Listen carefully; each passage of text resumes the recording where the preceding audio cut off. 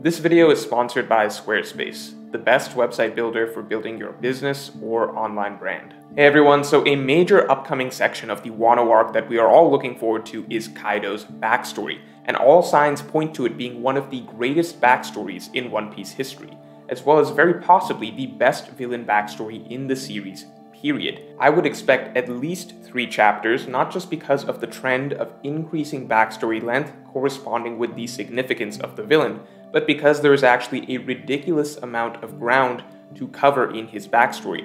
There are a lot of hints that have been dropped that indicate that Kaido has a very, very rich story to uncover, and actually some crazy secrets that are set to be revealed based on the order of events, such as the fact that Kaido seems to have learned about the true history before Roger and Oden, which I'll explain in a second. But before we get into it, make sure to subscribe.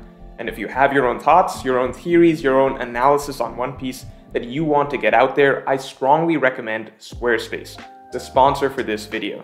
Squarespace makes it easy to build a fantastic website for yourself, even if you have no website design experience, since Squarespace will help guide you to naturally slot website elements into clean, polished, symmetrical designs. It makes it so that you can have your own professional-looking website or blog, just like the Library of Ohara, to get out all your thoughts on One Piece or any other fictional series out there, and you can easily build it in a single day.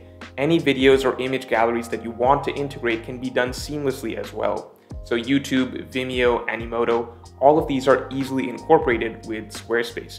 You can get your free trial for Squarespace today by going to squarespace.com, and when you're ready to launch, use squarespace.com/MrMorge to get 10% off your first purchase of a website or domain. So that aside, I'm going to do this in sections. Here's all the pieces of Kaido's history that we know of or can expect. So Kaido knows certain things about the world that make no sense for him to know. He knows about Joy Boy, and he knows something important about Wano that none of us know yet. He is here in Wano for a specific reason. There is something in Wano that Kaido has inside knowledge of that makes him aware that it is crucial for him to be here right now. Now, Kaido very likely learned this information before Roger and Oden did, before Roger and Oden got to Laugh Tale, before they read Joy Boy's message, before they learned the secrets of the world. Before all that, Kaido already knew something that they didn't. Why is that? Because Kaido made it clear that he is in Wano for a very specific reason. He is in Wano because it's Wano, so something is important here that he knows about. And based on the timeline of events, Kaido came to Wano while Oden was still adventuring with Roger. So before Oden learned the true history himself. Because think about it, Oden only learned the true history and only then realized that Wano is important.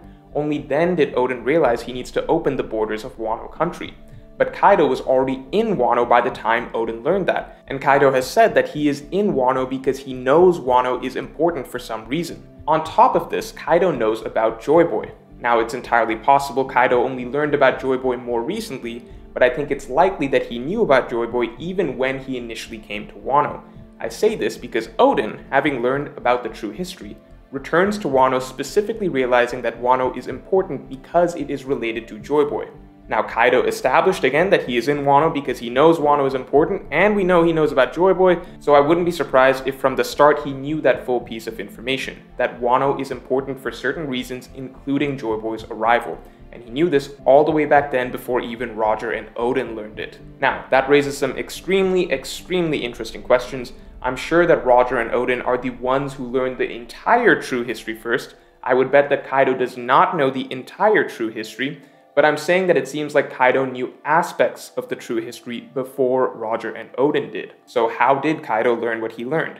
We know Kaido has not yet been to Laugh Tale, so he can't have learned it from Laugh Tale, which means there is an extremely interesting hidden piece to Kaido's backstory that we are set to get.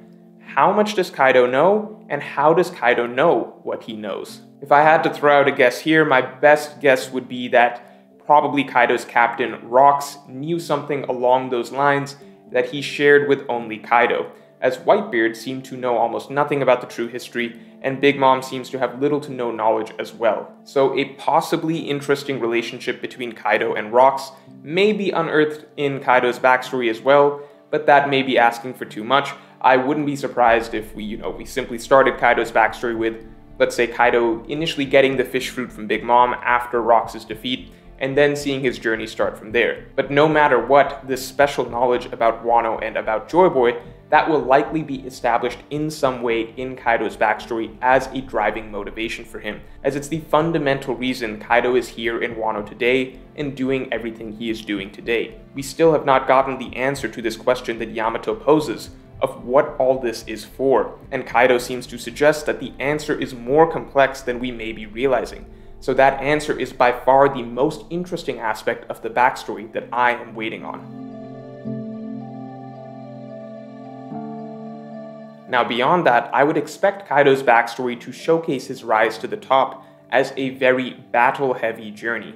Our very first introduction to Kaido placed great emphasis on his battle history, a history riddled with many challenges, many hardships, and even defeats, that Kaido seems to have come back from over and over again, till he finally climbed the ladder all the way to the top of the pirate world. And along the way he was able to pull in many powerful pirates under his flag, very possibly through forcing them to submit in battle. As such, Kaido's story, and his rise, sounds like it is filled with grand battles and hardship and struggle, till Kaido eventually became an emperor, and truly earned the title of the strongest creature. This is further reinforced by what we know of the fruit that Kaido was given.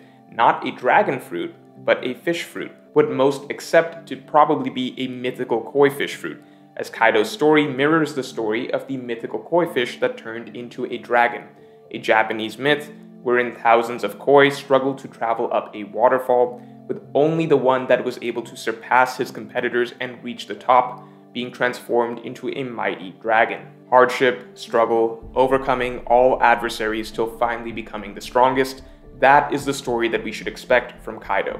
And it all makes sense considering Kaido started off as merely an apprentice on Rox's ship. Kaido actually began at the bottom rung of the ladder. That is very, very different than what we got of Big Mom's backstory, which actually had very little focus on her rise, as the point of Big Mom is that she is actually simply from birth a natural-born monster, a natural-born destroyer, an absolute freak of nature who from 5 years old could destroy the giants of Elbaf effortlessly. Within a few years, she had the same bounty that Luffy had at 19 after the time skip. Big Mom's story was simply that of a born monster. Kaido's story is set to be more interesting, as this is the story of a man who became a monster.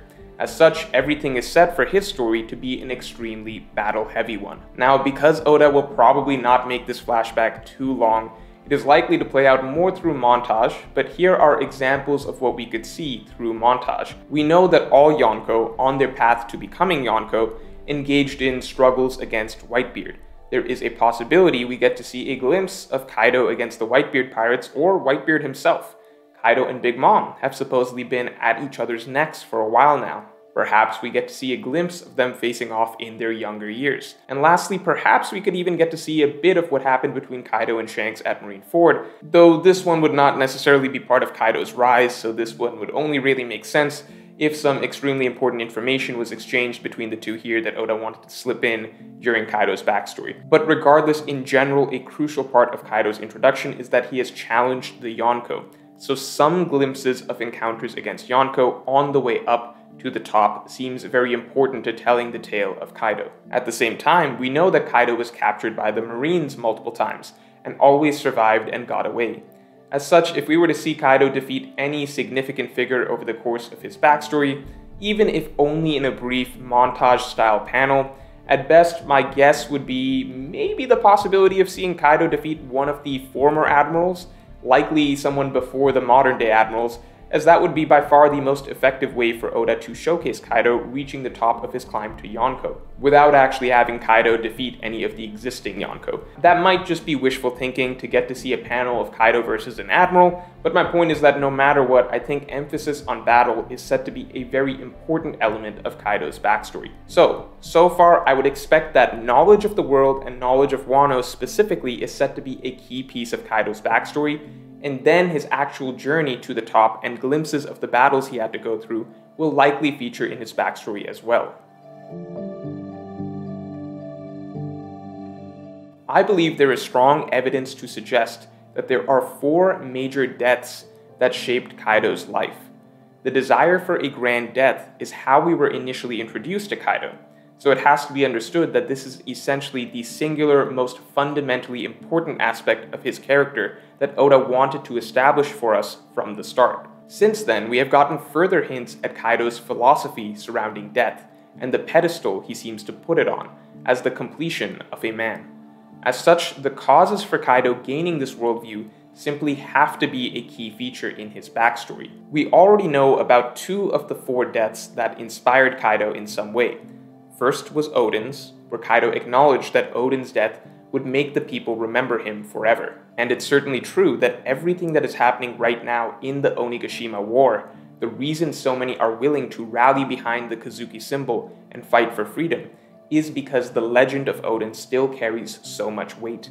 That's why Momonosuke is even able to command so much respect to this day. Later on, Whitebeard's death, and seeing how Whitebeard died in such a grand, memorable manner, seems to have been the final trigger for Kaido deciding to start the Great World War that everyone has been preparing for.